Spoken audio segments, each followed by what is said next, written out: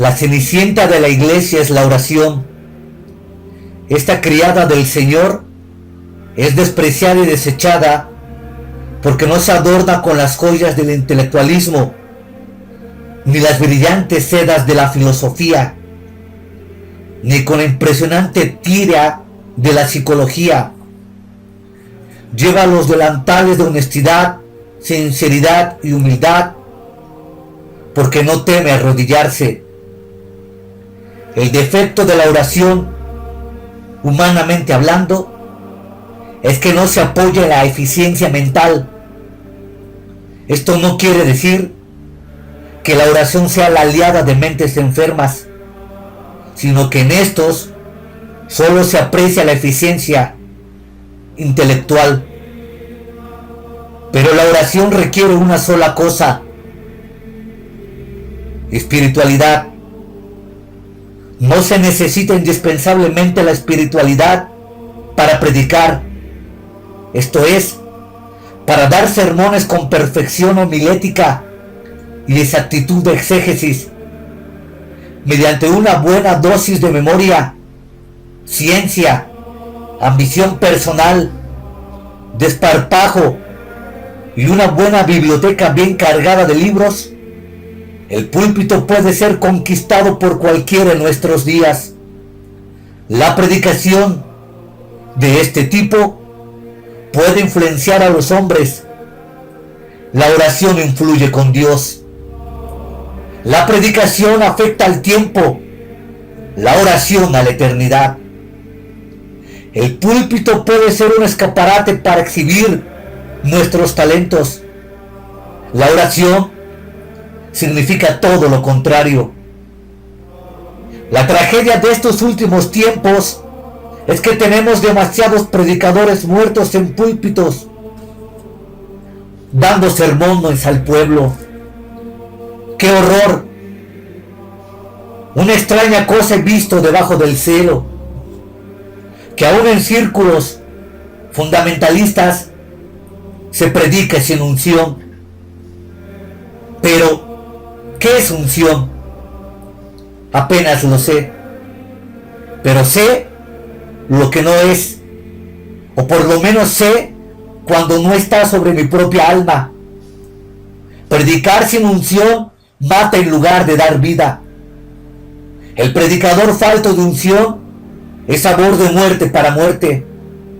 La palabra no se hace viva a menos que la unción divina esté sobre el predicador. Por lo tanto, predicador, sobre todas las cosas buscadas, busca unción. Hermanos, podríamos bien apañarnos siendo solamente medio intelectuales, si fuéramos doblemente espirituales. Predicar es un negocio espiritual. Un sermón nacido de la mente alcanza simplemente la mente. Un sermón nacido en el corazón alcanza el corazón. Con la bendición de Dios, un predicador espiritual producirá gente espiritual.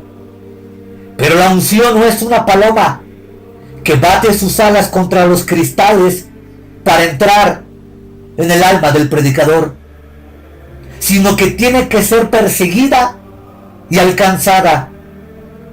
La unción no puede ser aprendida cual arte, sino que debe ser ganada y conseguida por oración.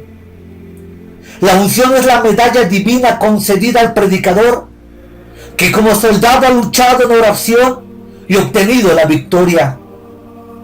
La victoria no se obtiene en el púlpito disparando descargas intelectuales, sino en el retiro, que es la oración.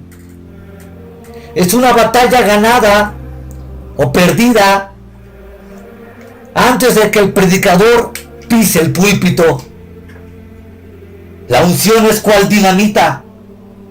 La unción no viene por las manos del obispo, ni queda disipada cuando el predicador es puesto en prisión.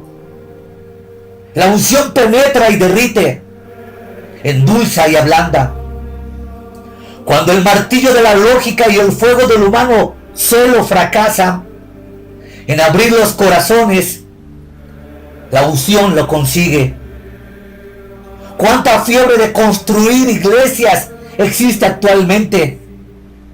Sin embargo, sin predicadores ungidos, estas alturas no se verán nunca rodeadas de ansiosos penitentes. Suponte que tuviésemos buques pesqueros con la mayor tecnología, el mayor confort, el más moderno y poderoso equipo de radar, instalación eléctrica y aparejos de pesca movidos electrónicamente, y les viéramos salir a alta mar y volver mes tras mes con bodegas vacías. ¿Qué excusa daríamos para su esterilidad? Sin embargo, millares de iglesias ven sus altares y hasta sus bancos vacíos semana tras semana y año tras año, y cubren su estéril situación mal aplicando el versículo: mi palabra no volverá a mí vacía. El triste hecho es que el fuego de los altares está ardiendo muy débilmente o se haya apagado del todo. La reunión de oración está muerta o moribunda. Por nuestra actitud con respecto a la oración, parecemos estar diciendo a Dios que lo que fue empezado en el espíritu, podemos terminarlo en el poder carnal. ¿Qué iglesia pide a su candidato al pastorado? ¿Cuánto tiempo emplea en oración? Sin embargo, a la luz de la historia os diría que un ministro del evangelio que no dedique 2 horas diarias a la oración no vale un céntimo, sean cualesquiera los títulos que posea. La iglesia de hoy está acorralada a los lados del camino, mirando con desaliento y vergüenza cómo los ingenios humanos de 2 grandes potencias políticas se pavonean en medio de la carretera lanzando amenazas en contra de todo lo puro, amable y de buen hombre. Detrás sigue el cortejo de una poderosa organización eclesiástica nominal. En tanto, el diablo ha sustituido la doctrina cristiana de la regeneración por la reencarnación baudista, al Espíritu Santo por los espíritus familiares del espiritismo, los milagros por las curaciones psicológicas de la ciencia cristiana, a Cristo por el ecumenismo capitaneado por la Iglesia Católica Romana. Contra estos 2 males gemelos, aunque aparentemente antiéticos, el sistema ateo y la organización religiosa nominal, es sorprendente. ¿Qué tiene la verdadera iglesia cristiana para ofrecer? La mayor somnolencia, tanto en el púlpito como en la prensa, ha tomado el lugar de la contraofensiva religiosa de siglos pasados. Hasta la Iglesia Católica Romana ya no nos llama protestantes, sino a católicos o hermanos separados. ¿No es esto significativo? ¿Quién contiende hoy eficazmente por la fe una vez dada a los santos? ¿Dónde están nuestros valientes guerreros de los púlpitos? Los predicadores que deberían estar pescando hombres están buscando cumplimientos y halagos humanos. Los predicadores que antes sembraban semillas siembran ahora perlas de intelectualismo. ¡Afuera! ¡Afuera con esta predicación paralítica que carece de poder, porque ha sido engendrada en una tumba en vez de una matriz viva, pues procede más sin fuego! Es decir, no procede del Espíritu Santo. Si Dios nos llamó al ministerio, queridos hermanos, os digo que debemos empeñarnos en obtener la unción. Sobre todas las cosas buscadas, busca la unción. A menos que nos conformemos con altares estériles, adornados de la más brutal apostasía a la que hoy se enfrenta nuestra iglesia. Ningún hombre es más grande que su vida de oración. El pastor no ora, está jugando en religión. El pueblo que no ora está extraviado. El púlpito puede ser un escaparate de humanos talentos, pero la cámara de oración no tiene ventanas al exterior. Pobre como se muestra la iglesia hoy día en tantas cosas, lo es más en cuanto a la oración. Tenemos muchas organizaciones, pero pocos penitentes. Muchos espectáculos y actores, pero pocos orantes. Muchos cantores, pero pocos corazones heridos. Grandes pastores y débiles guerreros de Cristo. Mucho aparato, pero poca pasión. Muchos actuantes, pero pocos intercesores. Muchos escritores, pero pocos luchadores. Fallando en esto, fallamos en todo. Los dos requisitos para una vida cristiana victoriosa son visión y pasión. Ambos son nacidos y sustentados por el poder de la oración. El ministerio de la predicación está abierto a pocas personas, pero el ministerio de la oración está abierto a todos. Los adolescentes espirituales dicen: hoy no iré al templo, solo es una reunión de oración. Creo que Satán tiene poco que temer hoy día de los púlpitos, pero experiencias pasadas le obligan a levantar todo su infernal ejército en contra del pueblo de Dios cuando éste ora. Los cristianos modernos conocen poco aquello que Jesús dijo de atar o desatar, aunque la promesa es para nosotros: todo lo que vosotros ataréis. ¿Lo has realizado recientemente? Dios no es pródigo con su poder, pero para hacer mucho para Dios tenemos que estar mucho con Dios. Este mundo está precipitándose al infierno con una velocidad tal que el más veloz aeroplano es al lado de tal marcha como una tortuga.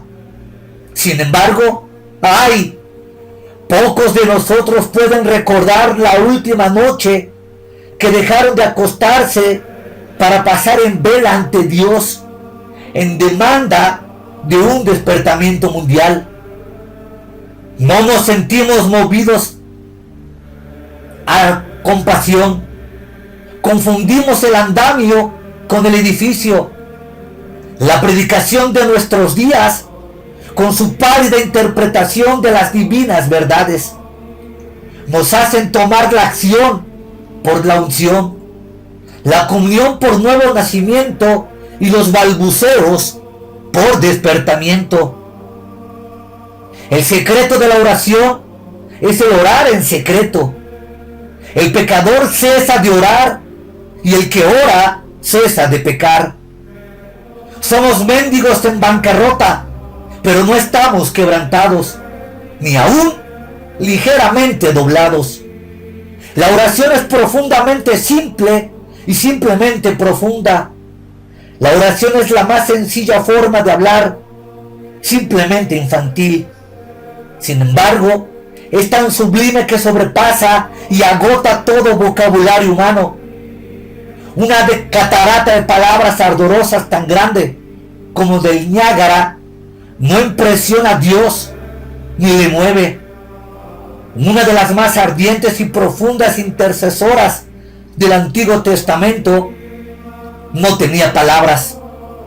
Sus labios se movían, pero su voz no se oía. Ninguna expresión lingüística. Hay gemidos indecibles que no pueden ser expresadas con palabras. Estamos tan por debajo del nivel del cristianismo novotestamentario que no conocemos la clase de fe histórica de nuestros padres espirituales, con sus implicaciones y con sus operaciones.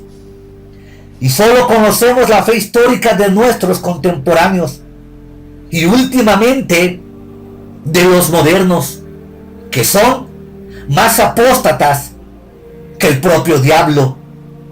La oración es para el creyente lo que el capital para el negociante. ¿Puede alguien negar que el afán de la iglesia moderna es movida y motivada solamente por dinero? Sin embargo, lo que más preocupa a la iglesia de nuestro tiempo es lo que menos preocupaba a la iglesia apostólica. Nuestro énfasis es sobre donativos, sobre diezmo, sobre promesas. El suyo era sobre oración. Cuando damos, podemos edificar un buen local. Cuando ellos oraban, el local temblaba. En los días del Nuevo Testamento, la inspiración del Espíritu sacudía el infierno. En cambio, en nuestros días, la oración que vence al mundo nunca había sido dejada por tantos al cuidado de tan pocos. Sin embargo, no hay sustituto para esta clase de oración. O la practicamos o morimos. Cuando un hombre se ha arrastrado durante años en un cristianismo convencional y de repente levanta un vuelo a una inteligencia espiritual y se hace activo y fervoroso en la batalla por el Señor, mostrando un incansable celo por los perdidos, hay alguna razón para ello. El secreto de este hombre o mujer que se levantan como un jet en los caminos del Señor es que en algún momento y en algún lugar y de alguna manera ha tenido, como Jacob y como el apóstol Pablo, un encuentro con Dios y ha sido herido en su naturaleza carnal, pero ha sido fortalecido por el Espíritu Santo. Hay dos factores indispensables para la vida cristiana que tiene éxito. Son visión y pasión. Los hombres pueden vencer imponentes tempestades de criticismo carnal y escalar las más peligrosas alturas de despiadada oposición diabólica para plantar por encima de todo la cruz de Cristo. ¿Cómo? Se han cogido una visión y contraído una pasión. Algunos nos exhortan ahora a no hacernos tan fanáticos, que no seamos útiles para las cosas terrenas. Hermano, este peligro no existe en la generación actual. La verdad brutal y sin paliativos de nuestros días es que somos tan terrenales y tan carnales que apenas somos útiles para las cosas celestiales. Amigo, si fueras tan diligente en el cuidado de las almas como lo eres para tus negocios, serías una amenaza al diablo. Pero si fueras tan poco diligente para tus negocios terrenales como lo eres para los negocios celestiales, es seguro que tendrías que mendigar tu pan. Josh Denkin martilló en mi mente por muchos años una acertada sentencia. Una visión sin una tarea hace un visionario. Una tarea sin visión un galopín sin oficio, una visión, una tarea, un perfecto misionero. Isaías tuvo una visión cuando murió el rey Usías. Quizá hay una persona en tu vida que está impidiendo tu plena visión del Señor. La expansión espiritual tiene un alto precio y hay que pagarlo. A veces, mediante una decisión más que crucial. ¿Estás preparado para una visión a ese alto precio? La pérdida de un amigo, la pérdida de una carrera, la pérdida incluso de un amor. No hay precios de ganga para una verdadera renovación espiritual. Si solo quieres ser sabio y santificado para tu propia satisfacción, el ejército del Señor no tiene necesidad de ti. Isaías tuvo una visión en 3 dimensiones. Observarlo. En Isaías capítulo 6, versículos 5 al 9, dice: ¡ay de mí! Una frase de confesión. He aquí la palabra limpieza. Ve la palabra de comisión. Fue una visión hacia arriba. Vio al Señor sentado y se vio a sí mismo. Y tuvo una visión externa. Vio al mundo. Fue una visión de santidad. ¿Por qué? Porque los querubines claman: Santo, Santo, Santo es el Señor Dios Todopoderoso, el que es, el que era y el que habrá de venir.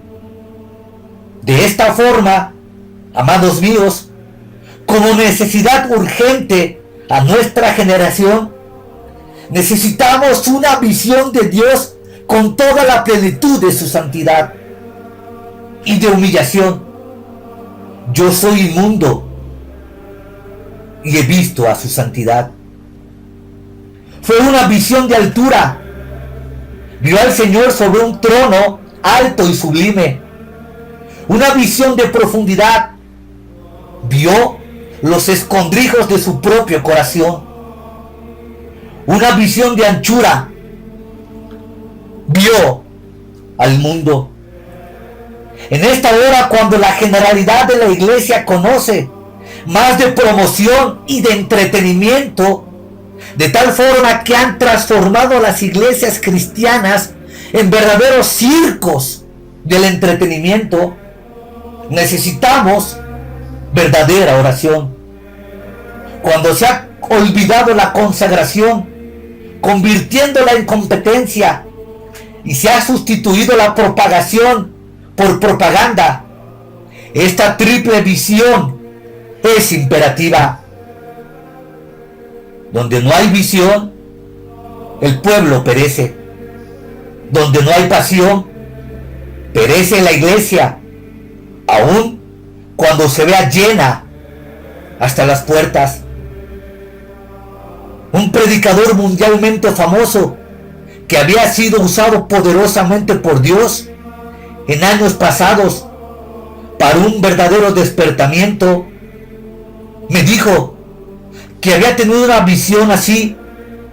Todavía puedo ver su rostro asombrado cuando me contó que no sabía si estaba o no en el cuerpo o había sido transportado, pero que pudo ver una multitud incontable sumergida en un abismo, rodeada de fuego, encerrada en el manicomio del universo, el infierno. Este predicador nunca más fue lo que había sido antes, desde que tuvo esta visión. ¿Cómo podía ser de otro modo? ¡Oh! Que Dios nos concediera una revelación semejante que rompiera nuestro corazón. Nos hemos educado en el secreto de la oración y en la escuela de la adversidad, de tal modo que nuestros espíritus pudieran soportar semejante visión quebrantadora? Bienaventurado el servidor de Dios, a quien el Señor imparte esta visión, si no físico, psíquica, por lo menos de un modo espiritual. Nadie vive más allá de su visión. Inteligentes teólogos no pueden romper las murallas de hierro de la superstición y oscuridad espiritual, tras las cuales han vivido millones de seres humanos durante milenios. Solo hombres, quizá con menos profundidad intelectual, pero con más profundidad de visión, pueden hacerlo. Ser espiritual produce gozo y paz.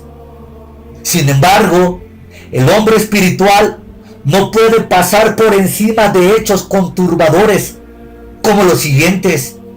Escuchad, escuchad y llorar. Japón. El gobierno declara que su población excede de los 70 millones de seres humanos y está creciendo a razón de 1.100.000 personas por año. Esto significa un aumento de 5 millones de almas sin Cristo cada 5 años, pues no pueden calcularse los verdaderos convertidos anualmente en más de 100.000. Pon esto en tu lista de oración. Corea. Allí hay 9 millones de habitantes, la mayoría refugiados, sin hogar y casi sin alimentos. India. Centenares de millones de seres viviendo en tinieblas y sombra de muerte. Palestina. Más de 1 millón de refugiados árabes. Europa. Más de 11 millones de personas desplazadas. ¡Qué dolor de corazón causa este pensamiento! China. Más de 300.000 refugiados de la China comunista viven en chozas en los suburbios de Hong Kong.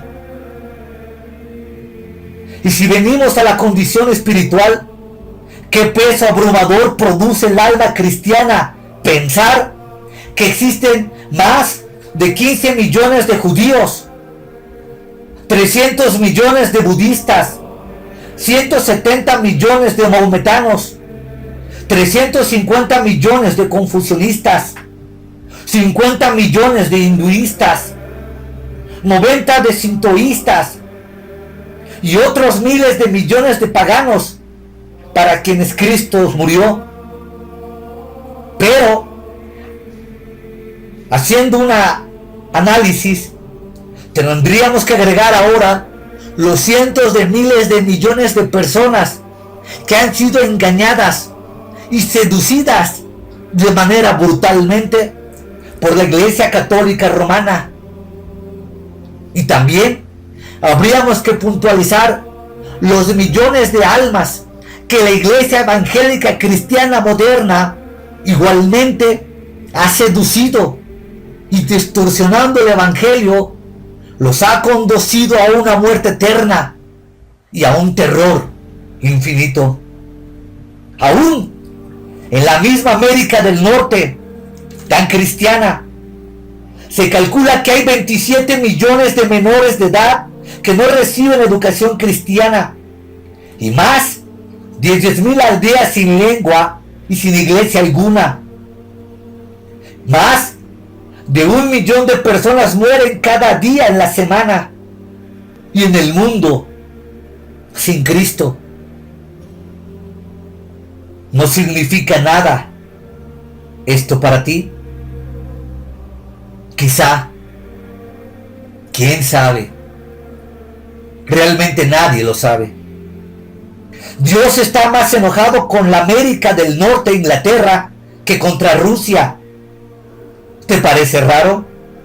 Considera serenamente que en Rusia hay millones que no han tenido jamás la oportunidad de escuchar un claro mensaje del Evangelio, ni tener una Biblia. Ni le es fácil escuchar un programa evangélico por radio ni por televisión. Ni le es fácil escuchar la palabra de un predicador. Millones acudirían a una iglesia si pudieran. La repetida declaración de que el pecador debe tener una visión del infierno es enteramente equivocada. Lo que el pecador necesita es urgentemente una visión del Calvario, con el dolorido Salvador llamándole al arrepentimiento. Pues si existe tan maravillosa salvación, ¿por qué debe perecer? Se cita a William Booth, el fundador del Ejército de Salvación, quien decía que quisiera, si fuese posible, que sus soldados, como final de su entrenamiento, pudieran estar 24 horas contemplando los sufrimientos eternos del infierno. El fundamentalismo, que profesa la misma fe que Booth, necesita tal visión. Y el gran, elocuente predicador modernista lo necesita todavía más. Carlos Peace era un criminal que no respetaba leyes divinas ni humanas.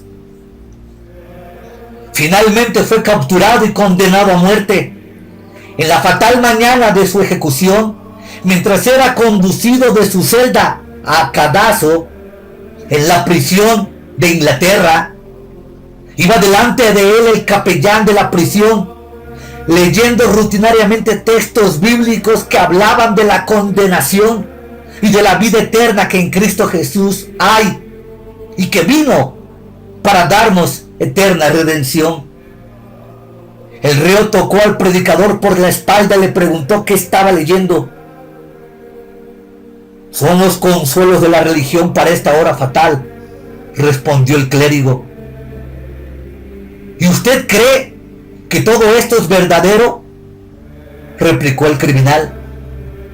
«El oír, leer de un infierno, de tormento eterno, de fuego, de castigo, de un dolor infinito y de un gusano que nunca se morirá y de un fuego que nunca se apagará, es suficiente para acabar y consumir todas sus víctimas». Con la indiferencia con la que estaba haciendo el funcionario de la prisión leyendo el pasaje, era demasiado para Carlos Peace, y al mismo tiempo les petó el siguiente sermón: «Señor, si yo creyera lo que usted y su iglesia dicen, aun cuando Inglaterra estuviera cubierta de costa a costa de cristales rotos, yo iría descalzo o de rodillas a predicar a las gentes que se arrepintieran y evitaran semejante suerte. Creo que los cristianos modernos no deberían ni deberíamos vivir para otra cosa que para salvar almas. Si realmente creyera lo que dicen creer». ¿Por qué la iglesia ha perdido el fuego del Espíritu Santo? Y porque la iglesia ha perdido el fuego del Espíritu Santo, es que los hombres van al fuego del infierno. Necesitamos una nueva visión del Santo Dios. Dios es esencialmente santo. Los querubines y serafines no clamaban: «Omnipotente, omnipotente, omnipotente sea el Señor», ni tampoco clamaban: «Omnisciente, omnisciente, omnisciente es el Señor», sino clamaban: «Santo, santo, santo es el Señor». Este vasto concepto hebreo necesita entrar de nuevo en nuestras almas. Si hiciera del abismo mi habitación, allí estás tú. Si tomara las albas del alma, allí estás tú. Dios trasciende el espacio y el tiempo. El Dios de quien no podemos escaparnos nos espera en la eternidad. Cuán bueno es estar en paz con Dios desde aquí y estar en el centro de su voluntad. Ahora, estar en su presencia un rato con temor y temblor antes de dirigirnos a nuestro trabajo diario sería un poderoso estimulante para nuestras almas. Quien teme a Dios no teme a los hombres. El que se arrodilla ante Dios sabrá estar de pie ante cualquier situación difícil. Una mirada diaria al Santo de los Santos nos haría sumisos a su voluntad, unidos a su omnipotencia, callados ante su omnisciencia y reverentes ante su santidad. La enseñanza es la norma de nuestro siglo. Un ministro santo sería una poderosa arma en las manos de Dios, decía Murray McCheyne. Ante la visión del capítulo 6 de Isaías, el profeta tiene una serie de ayes. ¡Ay de mí! Yo soy falto de oración. Debería ser nuestra confesión y debería ser nuestro clamor. ¿No hay por ventura departamentos impuros en nuestra mente? ¿No tenemos esqueletos guardados en los estantes de nuestros corazones? ¿Puede el Espíritu Santo ser invitado a acompañarnos por los corredores de nuestra alma? ¿No hay allí fuentes secretas de mal? Motivos egoístas y cámaras secretas conteniendo cosas corruptas que dominan nuestras almas. Se ha dicho que hay 3 personas en cada una de nosotros. La que nosotros pensamos ser, la que la gente piensa que somos y la que realmente somos a los ojos de Dios. A menos que anhelemos sinceramente obtener la victoria espiritual, seremos tan blandos para nosotros mismos y tan duros para otros. El yo propio se ama a sí mismo. No sabemos practicar lo que dijo cierto santo de Dios llamado Gerardo Majella, que con la ayuda de Dios amaba a todo el mundo, menos a Gerardo Majella. Magnífica idea. Pero con demasiada frecuencia nos ocultamos de nosotros mismos. Invitemos al ojo escudriñador y omnisciente del Señor a descubrir las corrupciones de nuestro astuto yo, que se ha quitado de nosotros y crucificado con Cristo, para que de aquí en adelante no sirvamos más al pecado. No sirve llamar al pecado con algún otro nombre, diciendo: aquella persona sí que tiene el genio diabólico. El mío es solo una justa indignación por ciertas cosas. Ella es intratable. Mi irritabilidad es solo un caso de nervios. Él es codicioso.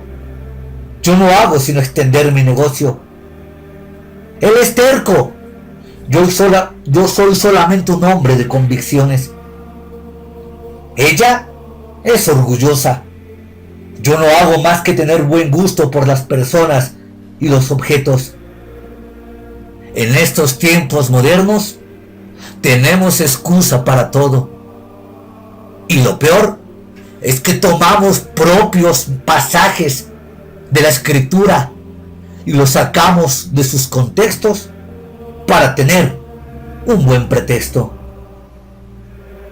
Pero el Espíritu Santo no nos engaña ni disimula nada si nos sometemos a su infalible escrutinio. Jesús dijo al ciego: ¿qué quieres que te haga? Él respondió: Señor, que recobre la vista. Pidamos vista, vista, vista espiritual, interior y exterior. Entonces, como Isaías, miraremos arriba y veremos al Señor con toda su santidad. Miraremos a nuestro interior y veremos nuestra necesidad de libertad y poder. Miraremos fuera y veremos a un mundo que perece y que necesita un Salvador. Escudriñame, oh Dios, y conoce mi corazón. Pruébame y conoce mis pensamientos, y ve si hay en ellos camino de perversidad, y guíame por el camino eterno. Salmo 139, versículos 23 y 24. Entonces habrá unción en el púlpito y movimiento en los bancos de la iglesia. A la pregunta ¿dónde está el Dios de Elías? Respondemos, pues donde ha estado siempre, en su trono. Pero ¿dónde están los Elías de Dios? Sabemos que Elías era un hombre de pasiones semejantes a las nuestras, pero nosotros no somos hombres de oración como él. Hoy Dios parece olvidar a los hombres de oración, no porque somos demasiado ignorantes, sino porque somos demasiado autosuficientes. Hermanos, nuestras capacidades son nuestros impedimentos y nuestros talentos piedras de tropiezo. Elías salió de la oscuridad al escenario del Antiguo Testamento como un hombre maduro. La reina Jezabel, aquella hija del infierno, había destruido a los profetas falsos. Oscuridad espiritual cubría la tierra. El pueblo estaba ciego y bebía la iniquidad como agua. Cada día se levantaban nuevos templos paganos, donde se practicaban crueles ritos en los que perecían inocentes víctimas humanas de niños y doncellas. Todo esto ocurrió en un pueblo que llamaban Abraham, su padre, y cuyos antepasados habían clamado a Dios en sus tribulaciones y habían sido librados de todas sus angustias. El Señor de gloria parecía ausente y la sal había perdido su sabor. El oro se había convertido en escoria. Sin embargo, de su profunda apostasía, Dios levantó a un hombre, no un comité, ni una secta, ni un ángel, sino un hombre, y un hombre de pasiones semejantes a las nuestras. Dios llamó a un hombre no a predicar, sino a estar en oración. Cuando Abraham en antiguos tiempos, así era Elías, estuvo ante el Señor. Por esto, el Espíritu Santo pudo escribir su biografía en 2 palabras. Elías oró. Nadie puede ser más importante para Dios y para los hombres. Si la iglesia tuviera hoy tantos ardientes intercesores como tiene tantos consejeros y dirigentes, veríamos el despertamiento universal antes de un año. Tales hombres de oración son siempre benefactores nacionales. Elías era uno de estos. Oyó una voz, vio una visión, experimentó un poder, se enfrentó con un enemigo y, contando con Dios como aliado, obtuvo una gran victoria. Las lágrimas que derramó, las angustias que sufrió y los gemidos que profirió están escritos en el libro de las crónicas de Dios. Por fin, Elías emergió con la infalibilidad de un profeta. Conoció la mente de Dios. Por tanto, un solo hombre conquistó una nación y alteró el rumbo de la humanidad. Así es. Este siervo de Dios se mantuvo firme e inconmovible como los montes de Galaad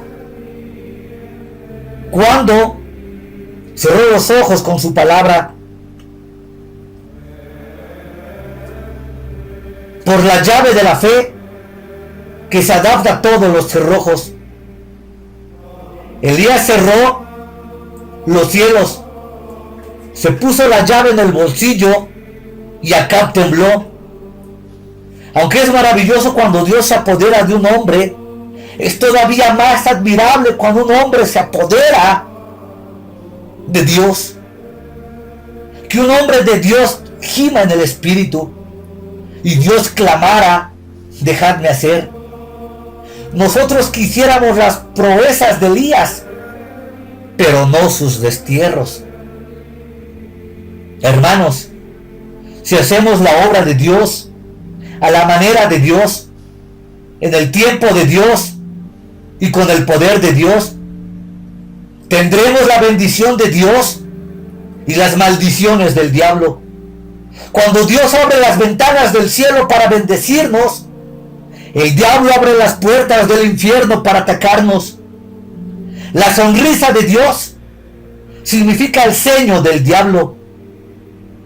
Los simples predicadores no pueden ayudar ni dar a nadie, pero los profetas conmueven a todo el mundo y hacen desesperar a multitudes. El predicador suele ir con la multitud, el profeta va en contra. Un hombre pobre, pero ardiente y lleno de Dios, será tildado de mal patriota, porque habla contra los pecados de su nación. De severo, porque su lengua es una espada de dos filos. De desequilibrado, porque el peso de la opinión está en su contra. De fanático, porque no se quiere ver el peso del pecado. El predicador será ensalzado, el profeta será abucheado. Ah, hermanos predicadores, amamos a los santos de la antigüedad, mártires y reformadores. Veneramos a nuestros Luteros, Munjans, Wesley, Calvino, Arburis. Escribimos sus biografías, reverenciamos su memoria, redactamos respetuosos epitafios, les construimos monumentos. Lo hacemos todo menos imitarles. Veneramos como reliquia hasta la última gota de su sangre, pero nos guardamos de derramar una sola gota de la sangre nuestra. Juan el Bautista pudo mantenerse 6 meses en prisión, pero él y Elías no podrían permanecer 6 semanas en la calle de una ciudad moderna. Los encerrarían en un manicomio por reprender el pecado y no silenciar su mensaje. Los evangelistas de nuestros tiempos lloran el poder de los sistemas ateos, pero cierran la boca ante la amenaza de la religión nominal y apóstata. Los modernos cristianos tienen miedo a censurar la ley del Estado que permite el casamiento entre homosexuales y permite que ellos adopten niños. Esto es contra las escrituras y contra el evangelio. Y que no estamos hablando de discriminación o derechos humanos. Estamos hablando simplemente de un atentado contra la palabra de Dios. Un atentado contra la ley moral que Él dejó escrita. Nos guste o no nos guste, la soberanía de Dios no va supeditada al derecho del hombre. América se estremecería De costa a costa, si algún predicador famoso atacara a las religiones humanamente organizadas y sus errores. Nadie siente compasión por las multitudes engañadas en las modernas y cristianas, en vida y en muerte, con todas las formas nocivas de religión. Tales multitudes tienen que conmovernos, como conmovieron a Elías en circunstancias parecidas. El Evangelio ha venido como un río. No hay ningún guerrero de Dios revestido con la armadura del Espíritu Santo capaz de levantar bandera contra él. Solo un lugar mantendrá el corazón en pasión y los ojos en visión. Este lugar es la cámara secreta de oración. Este lugar es la cámara secreta de la presencia de Dios. Elías, con un volcán en el corazón y voz de trueno, apareció en el reino de Israel para un tiempo como ese. Las dificultades para la evangelización mundial son muchas en nuestros días, pero las dificultades dan lugar a hombres decididos. ¿Has llegado ante ríos que te parezcan invadiables? ¿Te hallas ante montañas incruzables? Dios es especialista en cosas imposibles para todo tipo de poder. Pero el precio es alto y muy alto. Dios no quiere ser nuestro asociado sin condición de ser dueño y sin que se le obedezca. Elías vivió con Dios. Consideró los pecados de la nación como pecados contra Dios. Se entristeció sobre tales pecados como Dios mismo y habló contra ellos como Dios. Fue tan apasionado en sus oraciones como en su denuncia del mal y del pecado. Su predicación era como fuego y los corazones de los hombres como metal fundido. Pero los pasos del hombre de bien son ordenados por el Señor. El Señor dijo a Elías: escóndete. Y más tarde dijo: muéstrate. Habría sido un gran error esconderse cuando tenía que reprender a reyes por el amor de Dios, y peligroso desafiarles sin orden expresa del Señor. Es un error predicar si el Espíritu nos ordena esperar en el Señor. Debemos aprender a decir como David: alma mía, espera siempre en Dios. ¿Quién se atreverá a pedir a Dios cortar todos nuestros propios apoyos? Los caminos de Dios no son nuestros caminos. Sus caminos son escondidos. Pero Él nos los revela por el Espíritu Santo. Le ordenó Dios alojarse en Serid y Sarepta, en algún gran hotel. Oh no, a este profeta de Dios, a este predicador de la justicia, le fue ordenado alojarse en casa de una viuda pobre. Más tarde, la oración de Elías fue un modelo de oración concisa. Escúchame, oh Señor, escúchame, para que este pueblo pueda conocer que tú eres el Señor y que tú has cambiado su corazón. Vos tiene razón al decir que las oraciones breves en público son el resultado de largas oraciones en secreto.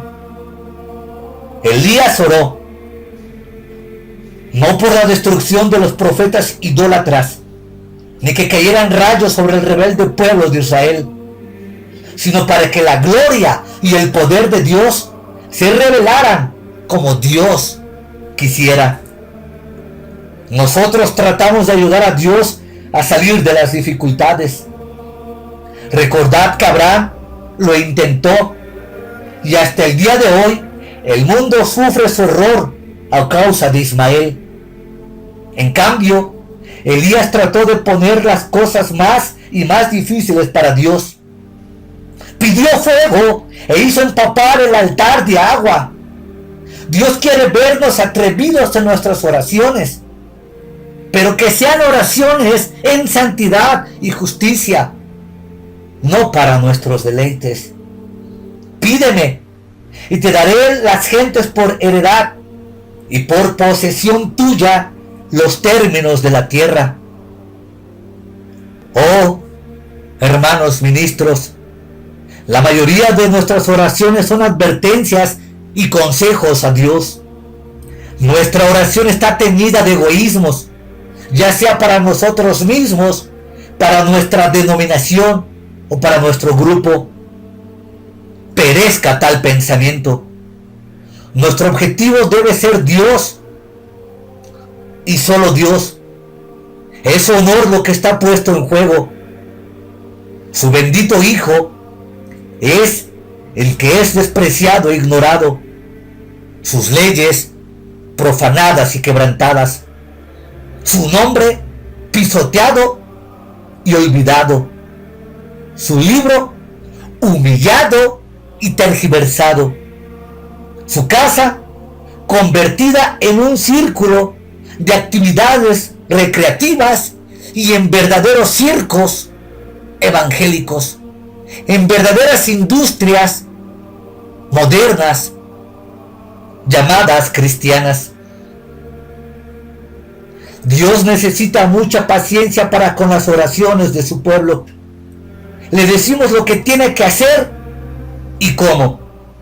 Hacemos juicios y formulamos apreciaciones cuando oramos.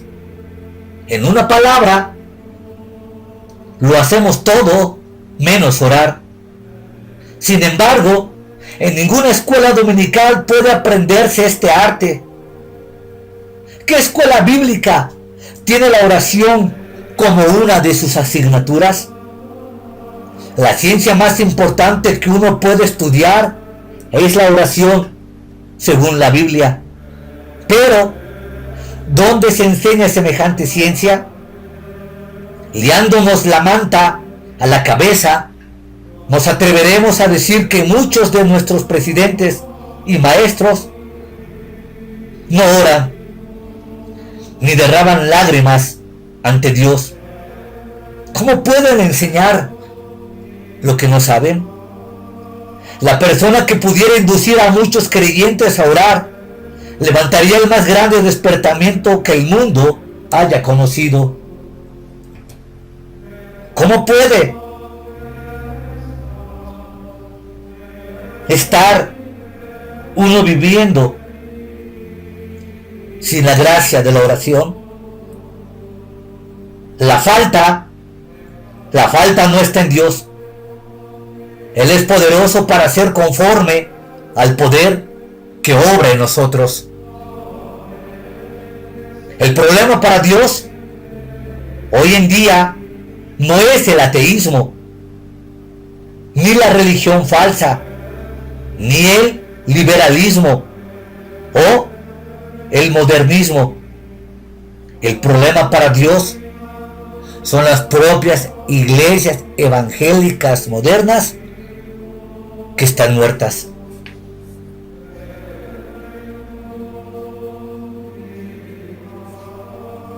La mano del Señor vino sobre mí y me llevó en el espíritu del Señor y me puso en medio de un valle que estaba lleno de huesos.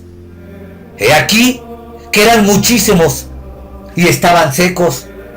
Y me dijo: profetiza sobre estos huesos y diles: huesos, oíd la palabra del Señor.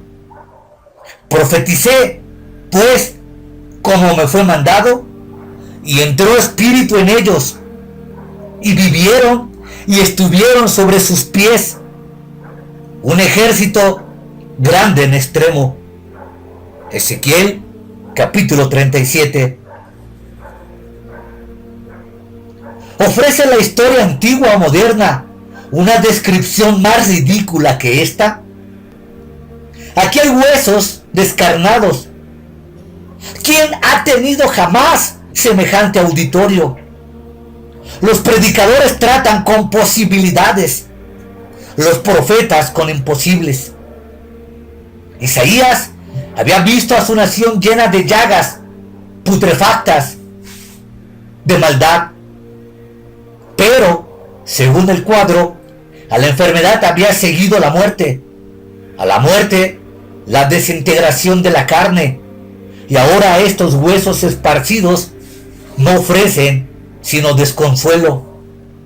La situación podría describirse en letras mayúsculas como de absoluta imposibilidad. No se necesita mucha fe para creer lo imposible, pero ahora se necesitaba aquel grano de mostaza capaz de realizar lo imposible. Ciertamente, ¿puede alguien describir las posibilidades de una semilla viva? Una y otra vez, en el curso de los siglos, Dios ha estado llamando a hombres y mujeres a realizar no lo imposible. Pero aquí, en el llamado a las mujeres, estamos hablando de un llamado a la oración en lo secreto, no a un llamado al falso ministerio pastoral que ahora se han inventado las iglesias evangélicas modernas. El ministerio de pastora como tal no existe en la escritura y por supuesto no es apoyado por la divinidad. Para probar que apoyarse la impotencia en la omnipotencia de Dios no es en vano, ha borrado Dios la palabra imposible de su vocabulario. Los profetas son hombres solitarios. Andan solos, oran solos, y Dios les hace ser solitarios. No hay molde para ellos. Su patente de derechos radica en Dios, por el principio de elección divina. Por ello, a ninguno le es permitido el desaliento.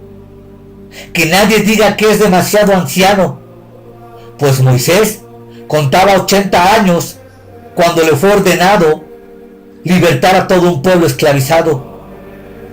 Después que Jorge Müller hubo cumplido los 70, efectuó varios viajes de testimonio alrededor del mundo. Ezequiel no nombró un comité influyente ni empleó la publicidad. Era caso de vida o muerte, así como lo es el evangelio hoy en día. Pero que tengan cuidado los predicadores en usar esta expresión ya demasiado vieja y gastada de la jerga teológica misionera, no sea que sus oyentes se limiten a decir: es un tío listo, sabe hacer propaganda, y lo dejen sin ayuda espiritual y sin ayuda material. Aquel montón de huesos secos se pidió a Ezequiel que predicara un mensaje de vida, y así ocurrió. Había allí maldición, había muerte. ¿Quién podría traer vida? No hubo allí una magnífica declaración de doctrina. Amados míos, el mundo no espera una nueva definición del evangelio, sino una nueva demostración del poder del evangelio. En estos días de aguda crisis política, de desorden moral y de desaliento espiritual, ¿dónde están los hombres hábiles? No en doctrina, sino en fe. No en conocimientos, sino en obediencia. No se necesita fe para condenar el error o dar conclusiones y pruebas concluyentes y estadísticas de que los diques morales están hundidos y una ola de impureza infernal ha invadido esta generación. Doctrina, teología, tenemos de sobra. Mientras un mundo enfermo angustioso, hundido en el pecado y el sexualismo, perece de hambre espiritual. En esta hora trágica del mundo yace en tinieblas y la iglesia yace en la luz, pero ambas duermen. Así Cristo es herido en casa de sus amigos. La flácida iglesia militante es señalada burlonamente como la iglesia impotente.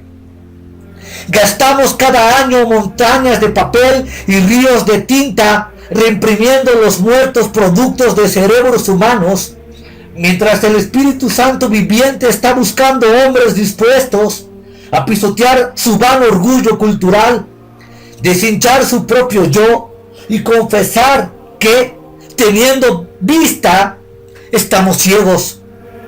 Hombres dispuestos a comprar por el precio de quebrantamiento de corazón y sinceras lágrimas el ser ungidos con colirio divino para ver las cosas como realmente son.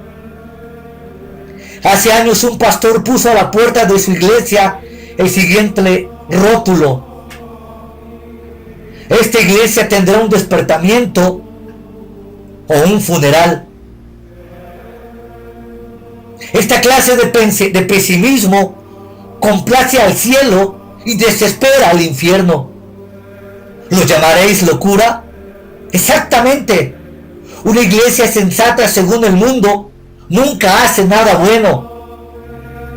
En esta hora crucial necesitamos hombres embriagados del Espíritu Santo. ¿Dónde están hoy en día los Wesley, los Whitefield, los Finney, los Johnson, los Taylor? Sin embargo, en los días de los Hechos de los Apóstoles, tal tipo de cristianos no era una excepción, sino la regla normal. La bomba atómica parece haber inquietado a todo el mundo, excepto a la iglesia. Con defender la soberanía de Dios y ocultarnos tras la cortina de un fanático dispensacionalismo, creemos estar a salvo de nuestra bancarrota espiritual. Entre tanto, el infierno día a día y minuto a minuto se va llenando. Con el ateísmo en el mundo, el modernismo en la iglesia y la moderación en los grupos fundamentalistas, ¿estará el Señor buscando en vano, como en los días de Ezequiel, el hombre que se ponga firme en el portillo? Hermanos predicadores, la verdad desnuda es que en nuestros días estamos más ansiosos de viajar que de engendrar, de tener un culto a la personalidad que predicar el verdadero evangelio. De ahí que no tengan lugar nacimientos espirituales. Que Dios nos envíe y pronto un profeta extraordinario a curar una iglesia extraordinariamente coja. Es demasiado tarde para dar nacimiento a ninguna otra denominación. Ahora mismo Dios está preparando a sus Elías para la última gran ofensiva contra el frío ateísmo, disfrazado de religiosos. En el gran despertamiento final, el poderoso Espíritu Santo será vino nuevo, rompiendo los viejos secos y llenando y destruyendo el sectarismo. Notad que Ezequiel era llevado por el Espíritu. Como hombre, hubiera temblado a la vista del macabro espectáculo, pero guiado por la fe de Ezequiel, se hallaba el destino de millares, si no de millones de seres. Observad que decimos guiados por la fe, no por la oración. Muchos oran, pero tienen poca fe. ¿Qué escalofríos podían haber sacudido su espíritu ante semejante vista? El cielo y el infierno eran únicos espectadores en la soledad del desierto. Seguramente si Ezequiel hubiese vivido en nuestros días, habría sacado fotografías de prensa del macabro espectáculo. Además, amigo de estadísticas, habría contado los huesos. Cuando hubiese corrido la noticia del hallazgo, habría llamado a otros a presenciar el espectáculo de sus operaciones proféticas. No fuese que los hombres hubiesen dejado de dar el rango que le correspondía entre los televangelistas nacionales. Nada de esto hizo Ezequiel. Escuchad. Entonces profeticé como me había sido ordenado. Y dije: vosotros huesos secos, oíd. Oíd la palabra del Señor, Yahvé de las huestes celestiales. ¿No es una locura? Cierto. Y de las del primer orden. Dice a los huesos secos: oíd. ¿Es que por ventura tienen los huesos secos oídos? Pero Ezequiel hizo exactamente lo que le había sido mandado. Nosotros, para salvar nuestro buen crédito, modificamos las órdenes de Dios y así perdemos nuestro crédito. Pero Ezequiel obedeció a Dios y Dios obró. Hubo un gran ruido. Bueno, esto no es lo que nos gusta a nosotros. Pero Ezequiel no confundió conmoción por creación, ni acción por unción, ni agitación por despertamiento. Con solamente un soplo de sus omnipotentes labios podía Dios haber levantado este montón de huesos secos a la vida, pero no fue así. Hubo muchas operaciones. Primero, huesos juntados unos con otros. Ya no eran un montón. Tal fenómeno nos habría puesto a nosotros fuera de quicio, pero no fue así con Ezequiel. ¿De qué servían aquellos esqueletos? ¿Podían pelear las batallas del Señor o traer honor a su nombre? Con demasiada frecuencia, hoy día muchos cuentan el número de esqueletos que se levantan al llamamiento de algún famoso televangelista, conmovidos, seguramente, pero no llamados ni nacidos de nuevo. A sus pocas lágrimas respondemos apresuradamente: cree estas promesas del Señor, les decimos, pero todavía no tienen vida. A veces ni siquiera volvemos a verlos, pero a veces prosiguen instruyéndose en las cosas espirituales. En el mejor de los casos, podríamos decir, como en el ejemplo de Ezequiel, que los huesos se cubran de carne y entonces el valle se cubre, ya no de huesos, sino de cadáveres. ¿Sirven para algo en el reino de Dios? De ningún modo. Tienen ojos, pero no pueden ver. Tienen manos, pero no pueden luchar. Pies, pero no pueden andar. Así son nuestros inquiridores, hasta que ocurre lo último. Entonces volví a profetizar otra vez, dice Ezequiel. Venció la duda. En vez de quedar desanimado, primero por los esqueletos y después por los cadáveres, sintió que Dios estaba con él y podía llevar la obra hasta el final. Solo con Dios obtuvo la victoria. Profetizó como le había sido mandado, y vino el Espíritu sobre ellos y vivieron. Pero ¿quién puede decir hoy día de los cadáveres espirituales: profeticé como me había sido mandado y vivieron? Podemos, hermanos, conseguir multitudes.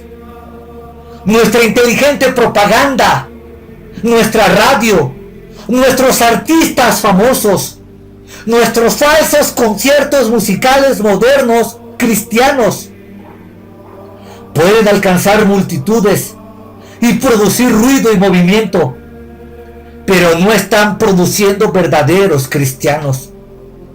Están en un verdadero engaño colosal y en un engaño infernal.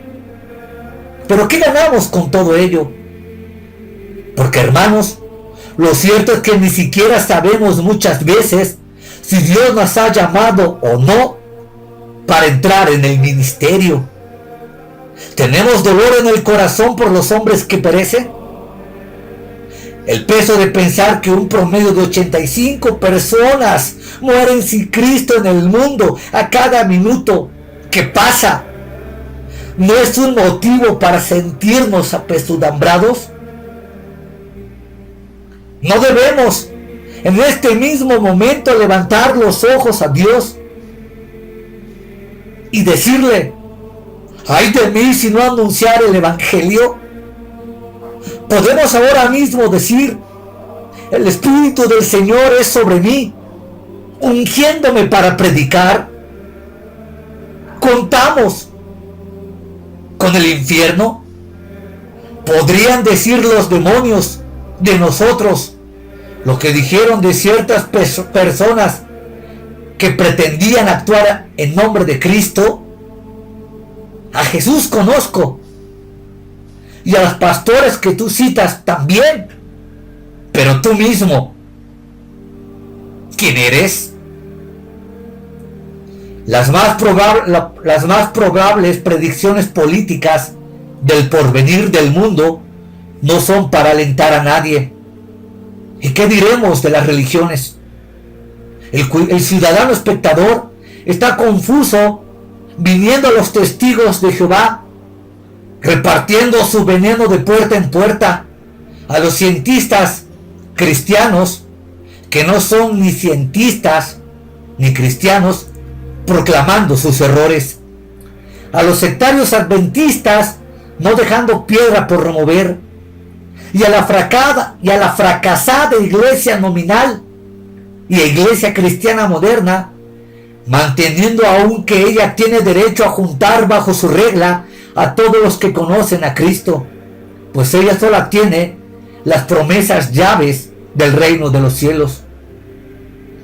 Por eso, el ciudadano del mundo que conoce el evangelio de oídas, pero no ha visto ni sentido el poder del evangelio como una visita divina al alma humana, tiene todo el derecho a preguntar: ¿dónde está su Dios? ¿Qué clase de iglesia y de espectáculo es todo esto?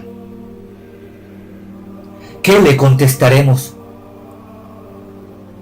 Una de las cosas más penosas es constatar la ineficacia de la verdad más pura y más ortodoxa.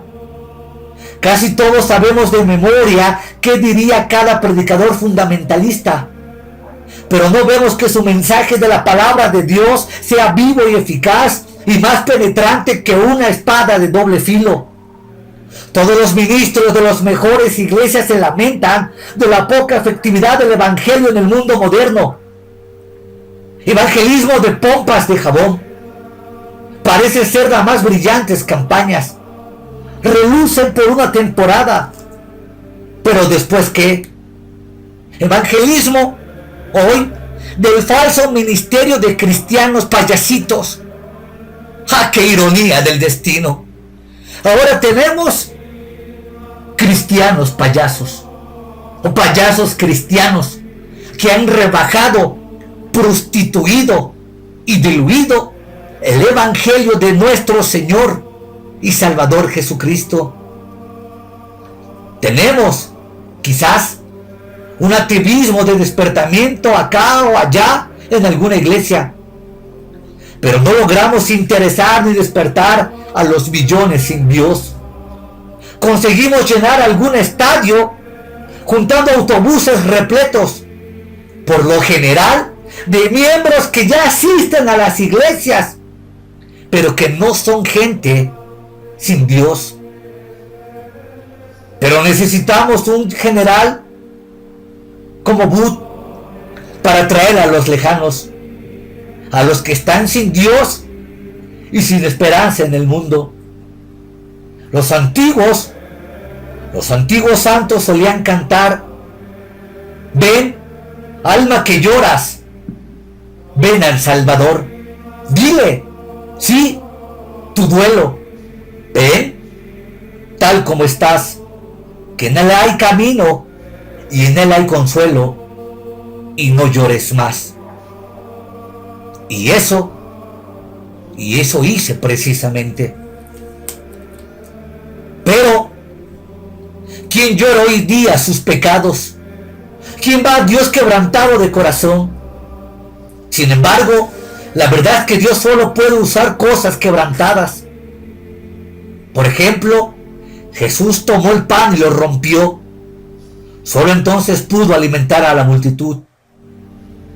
El vaso de alabastro fue roto y entonces es cuando la casa se llenó del olor del perfume. Jesús dijo: esto es mi cuerpo roto por vosotros. Si esto hizo el Maestro, ¿qué haremos nosotros?